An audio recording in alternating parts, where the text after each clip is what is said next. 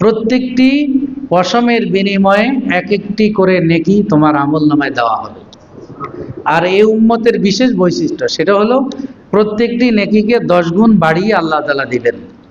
কত গুণ? 10 গুণ।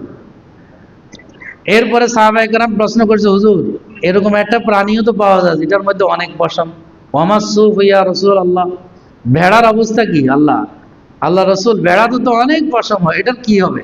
কয় বিকুল্লি শাআরাতিন হাসানা, ভেড়াও যদি কেউ কোরবানি দেয় প্রত্যেকটি পশমের বিনিময়ে এক একটা করে নেকি পাবে। এই জন্য আমরা এই নেকি অর্জনের জন্য কোরবানি দিব। কোরবানি আল্লাহর জন্য দিব, গোশত আমরা ভোগ করব। এই গোশতের ব্যাপারে শরীয়তের হুকুম গত সপ্তাহে বলেছিলাম, 3 ভাগ করা উত্তম। এটা জরুরি না, 3 ভাগ করা উত্তম। 1 ভাগ আপনার নিজের জন্য, 1 ভাগ আত্মীয় স্বজনের জন্য, বড়লোক হোক আর ধনী হোক, গরিব হোক সেটা বিষয় না, আত্মীয় স্বজনকে দেওয়া, এটা আত্মীয়তা রক্ষা। 3 নম্বর হলো গরিবদের জন্য একটা অংশ রাখা। এটা আমাদের গ্রাম দেশে এটা একটা আলাদা করে ভাগ নিয়ে নেওয়া হয়, গরিবদের মাঝে বন্টন করে, এটা একই, কোনো অসুবিধা নেই, আপনারা করতে পারবেন। একটা বিভ্রান্তি আমাদের এই নর্থ বেঙ্গলে আছে, উত্তরবঙ্গে, সেটা থেকে অনেকে আমাকে এই প্রশ্নটা করছেন। সেটা হলো জোর কোরবানি দেওয়া যাবে না, মানে 4 শরিক 6 শরিক বেজোর দিতে হবে, এমন কোনো বিষয় নাই, এমন কোনো অসুবিধা নাই। আপনি জোর দেন বেজোর দেন, কোনো অসুবিধা নেই। 5 শরিকে দিলে কোনো অসুবিধা নাই, 4 শরিকে দিলেও কোনো অসুবিধা নাই। অনেকে মনে করে যে 4 শরিকে দিলে অসুবিধা। কুরবানির গোশতের যে হুকুম, আপনাদের চামড়ারও সেই হুকুম। আপনি ইচ্ছা করলে এটা খেতে পারেন, এটাকে কোনোভাবে ব্যবহার করতে পারেন, কিন্তু যদি বিক্রি করে ফেলেন, বিক্রি করা নিষেধ। চামড়া গোশত এটা বিক্রি করা নিষেধ, কোনোভাবে গোশত চামড়া বিক্রি করা যাবে না। গোশতের যে হুকুম চামড়ারও এই হুকুম। আপনি কাউকে দিলে দিয়ে দিতে পারবেন। এই জন্য যদি কেউ গোশত বিক্রি করে অথবা চামড়া বিক্রি করে, ওই টাকা আর নিজে খেতে পারে না, গরিবদেরকে সদকা করে দিতে হয়। মাসালাটা বুঝাইতে পারছেন? গোশত আর চামড়ার একই হুকুম, বিক্রি করা যাবে না। এই জন্য কেউ যদি কোনো ড্রাইভার রাখেন, যেমন শহরে হয়ে থাকে, ড্রাইভারের সাথে শর্ত হলো দুপুরের রাতের খাবার দিবেন অথবা দুপুরের খাবার দিবেন। এখন তার জন্য আলাদা একটা তরকারি দিতে হবে। এই কোরবানির গোশত দিয়ে মেহমানদারি করবেন ফ্রি, আর তার সাথে যে মজুরি হিসাবে দুপুরের খাবার খাওয়াবেন, এটার জন্য আলাদা ভিন্ন তরকারি দিতে হবে, কারণ এটা মজুরির মধ্যে গণ্য। বুঝাইতে পারছি না মাসালা? কোরবানির গোশত বিক্রি করতে পারবেন না, এটার আওতায় এই মাসালা বুঝে নেবেন। কেউ যদি ড্রাইভার রাখেন, ড্রাইভারের মজুরির মধ্যে দুপুরের অথবা রাতের খাবারও আছে, তাইলে শুধু গোশত মেহমানদারি হিসাবে দিবেন, মানে এটাকে তাকে হাদিয়া হিসাবে, আর মজুরি হিসাবে ভিন্ন আরেক তরকারি দিবেন, কারণ তার মজুরি আপনার সাথে চুক্তিবদ্ধ, চুক্তি আছে। এই জন্য যদি গোশত দিয়ে খাবান, তাহলে ওই পরিমাণ টাকা সদকা করে দিতে হবে, মনে রাখেন, শরীয়তের মাসালা। এই জন্য গোশত আমরা কেউ যদি প্রয়োজন মনে করেন যে না পুরা বছর খাইবেন, খান, আপনি, অসুবিধা নেই, কিন্তু উত্তমটা হলো 3 ভাগ করা, যে এটা মেহমানদারি, সকলের এর মধ্যে মেহমানদারি করার জন্য আল্লাহ একটা সুযোগ করে দিয়েছেন, যে গরিবরাও আপনাদের এই মেহমানদারিতে যেন অংশীদার হইতে পারে, এবং এর জন্য মানুষকে কষ্ট দিবেন না।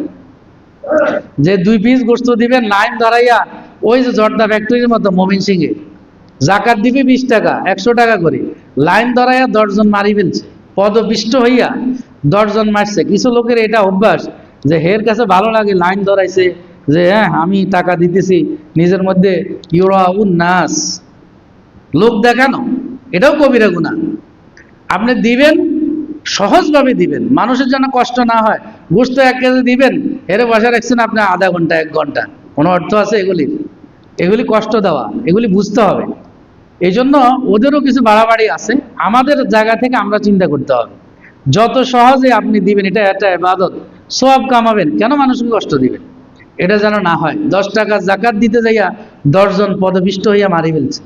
এই সারা জিন্দিগির ইবাদত দিলে আপনি একজনের মৃত্যুর, একজনের হায়াত দিতে পারবেন? এই জন্য সাবধান, ইবাদতের ক্ষেত্রে খুব সাবধান, যে আল্লাহ রসুলের অনুসৃত পথে হচ্ছে কিনা, এটা আমাদের সবসময় খেয়াল রাখতে হবে। আল্লাহ আমাদেরকে তৌফিক দান করেন। এই জন্য কোরবানি আমরা ওই দিনে 10 তারিখ নামাজের পর থেকে কোরবানি দিতে হবে, নামাজের আগে দিলে হবে না। আপনার এলাকায়, যে এলাকায় আপনি বসবাস করেন, ওই এলাকায় নামাজ হয়ে যাওয়ার পরে কোরবানি দিতে পারবেন। এই জন্য ইনশাল্লাহ আর্লি আমরা নামাজ দেওয়ার চেষ্টা করব, আপনাদের মতামতের ভিত্তিতে ইনশাআল্লাহ।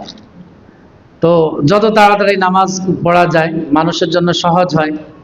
যেহেতু বৃহস্পতিবার ইনশাআল্লাহ কোরবানির ঈদ হবে, 10 জিলহজ আগামী বৃহস্পতিবার হতে চলছে। তো ইনশাআল্লাহ আমরা সহজ যেন হয় সকলের প্রতি আমরা খেয়াল রাখবো। কোরবানির পশু কিনতে যাইয়া 5 ওয়াক্ত নামাজের খবর নেই। এই গরু বাজারে আছে, জোহরের আগে গেছে, জোহরও শেষ, আসরও শেষ, মাগরিবের শেষ, এশাও শেষ। এই কোরবানির কি দাম আছে? কি বলেন? আবার 3 লাখ টাকা দিয়ে গরু আনি পুরা আজাবাদ দেখাইলেন এটা অমুক সাহেবের গরু।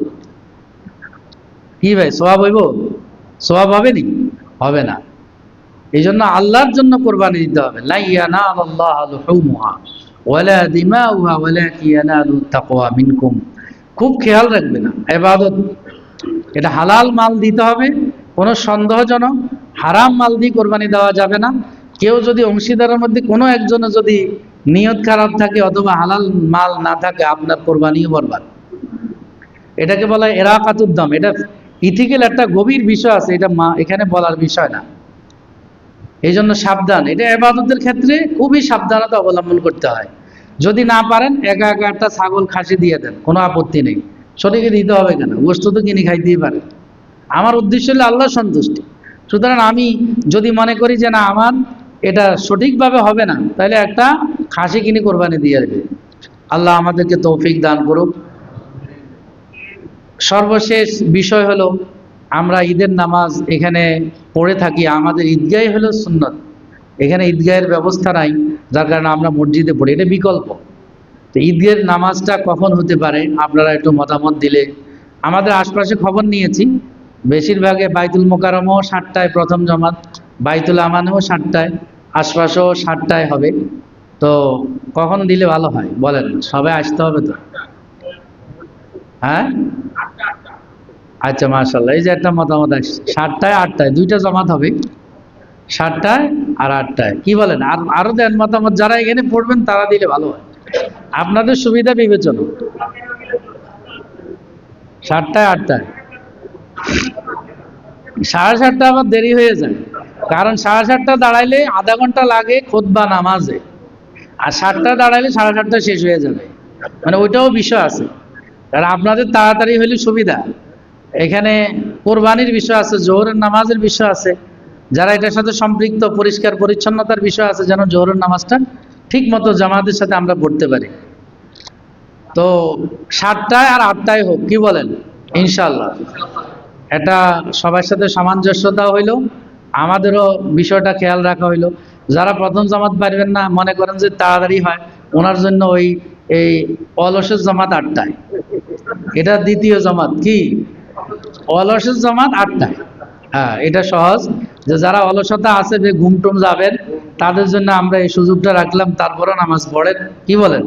আর যারা মনে করেন যে না ফজরের পরে আর কোনো আমাদের ঘুমটুম নেই, আমরা ঈদের নামাজের জন্য প্রস্তুত হয়ে আসবো ইনশাআল্লাহ, তাহলে তাদের জন্য 7টায় ফজরের পর পর প্রস্তুতি নিয়ে ইনশাআল্লাহ চলে আসবেন।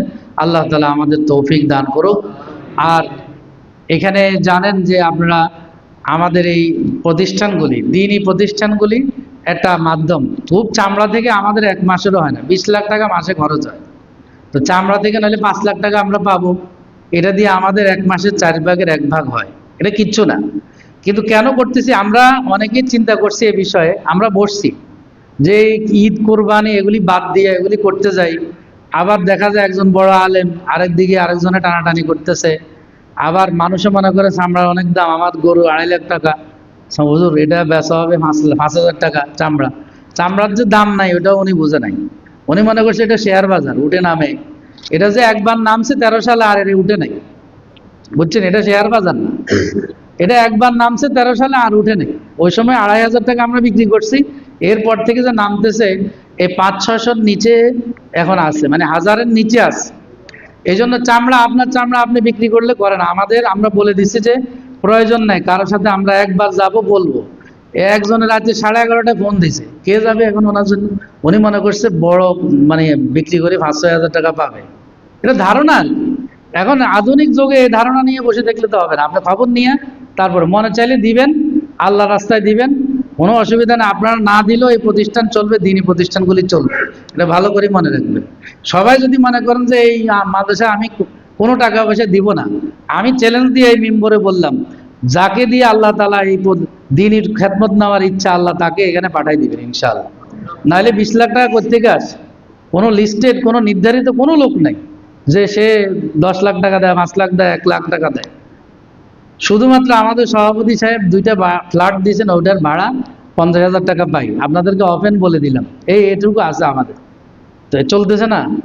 এই জন্য এই দিনই প্রতিষ্ঠানগুলি টিকে রাখা আমাদের দায়িত্ব, আমাদের সকলের দায়িত্ব। আমাদের দায়িত্ব মানে সকলের দায়িত্ব, সেটা মাথায় রেখে আপনি দেওয়ার চেষ্টা করেন। এখানে 2টা বিষয় সামনে রেখে আমরা কোরবানি কালেকশন করি। একটা হলো মানুষের কোরবানিটা যেন, জবাইটা যেন সহিভাবে হয়। এই জন্য আর আপনারা যদি জবাই করতে পারেন কোনো আপত্তি নেই, আপনি নিজের গরু নিজে জবাই করেন, এটা বেশি সওয়াব। আমি বলে দিলাম, আপনার নিজের পশু নিজে জবাই করেন, বেশি সওয়াব। আপনি করতে পারলে সেটা করেন। ম্যাক্সিমাম লোকে যেহেতু এটা ভয় পায়, করে না, এই জন্য ওলামায়ে কেরাম এই সার্ভিসটা ফ্রি দিয়ে থাকে। আপনারা মাদ্রাসায় চামড়া দেন, হুজুরদের দেন নাই। এটা মাদ্রাসায় আসছে, লিল্লাহ ফান্ডে ব্যবহার হবে, এতিম গরিবদের জন্য ব্যবহার হবে। এই জন্য কোরবানির পশু জবাই করে বিনিময় নেওয়া যায়, কারণ এটা তো ওনার কাজ না, আপনি ওনারা দিয়ে করাইছেন। এই জন্য আপনারা ইচ্ছা করলে বা দিবেন হুজুরদেরকে। 2 লাখ টাকার গরু কিনছেন, ওনাকে 500 টাকা দিতে পারবেন না? দিবেন, অসুবিধা কি? এটা দেওয়াও যায়, নেওয়াও যায়, বরং দেওয়াটা জরুরি আপনার জন্য, কারণ আপনার একটা কাজ করে দিচ্ছে। 1 নম্বর। 2 নম্বর হলো চামড়ার সাথে এটার কোনো সম্পর্ক নেই। চামড়া দিবেন আপনি লিল্লাহ ফান্ডে, যেটা যেখানে প্রপারলি এটা গরিবদের জন্য ব্যবহার হয়, এতিম লিল্লাহ ফান্ডে যেহেতু ওই গরিবদের জন্য ব্যবহার হয়, ওখানে দিবেন। আশা করি দিনই প্রতিষ্ঠানগুলি টিকে রাখার স্বার্থে আমরা এগুলি ইনশাল্লাহ খেয়াল রাখবো। তো সবার কাছে আবেদন থাকবে, আমরা যারা এখানে বসবাস করি, এই বাইতুল আমানের একদম শেষ প্রান্তের শেষ প্লট এটা। আমরা বাইতুল আমান, পাশে আমাদের কম্পাউন্ড, সবার উপরে এটার হক আছে। আপনারা এখানে আপনাদের লিল্লাহ ফান্ডে এই চামড়াগুলি নিজে আনি দিবেন, আরো বেশি সব। এখন তো আমাদের সার্ভিসগুলি, আমরা যে কাজটা নিজেরা করতাম, এটা আমাদের ছাত্ররা বা আলেমরা করে দিচ্ছে। এই জন্য তাদের প্রতি কৃতজ্ঞ হওয়া উচিত। কিন্তু উল্টো হয়, আরো খারাপ ব্যবহার করে, খুব মানে চেহারা কালো করে। বেশিরভাগ লোকের কথা আমি বলছি, আপনারা না, সবাই না। যেটা আমাদের কাছে তো রিপোর্ট আছে দীর্ঘদিন এই লাইনে থাকার কারণে। তো এই জন্য এরকম না হওয়া উচিত। আপনি দিবেন আল্লাহর জন্য, সুন্দরভাবে স্বাচ্ছন্দ্যে দিবেন। না দিলে আপনি ব্যবহার করেন চামড়া, কোনো আপত্তি নেই। আমরা তো বলছি এটা হালাল আপনার জন্য। গোশতের যে হুকুম, চামড়ারও হুকুম। আপনি পারলে এটা ব্যবহার করেন, যাই করেন করেন, কোনো আপত্তি নেই। কিন্তু যদি দেন আল্লাহর জন্য স্বাচ্ছন্দ্যে দিবেন, আনন্দ চিত্তে দিবেন, আল্লাহর রেজামন্দি খুশির জন্য দিবেন, এবং নিজে এনে দেওয়ার চেষ্টা করবেন, নিজ খরচে দেওয়ার চেষ্টা করবেন। আল্লাহ আমাদেরকে তৌফিক দান করুক। যারা আমরা কবলাল জুমা পড়িনি, মেহেরবানি করে কবলাল জুমা।